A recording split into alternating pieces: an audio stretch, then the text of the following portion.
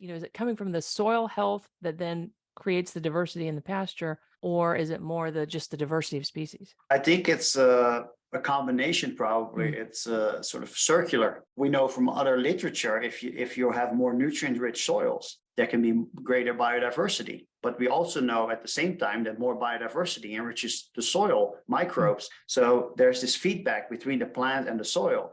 And then, of course, when you have proper animal impact, by proper I mean not overgrazing, then there can also be nutrients being put back into the soil, right? That's through the urine and the feces of the animal that enriches the soil, that can then enrich the plant again, and then go back to the animal. So it's really a sort of a symbiotic relationship where all three can strengthen each other. Essentially, it's usually when we get to the human where we take more, and then we sometimes give back, right?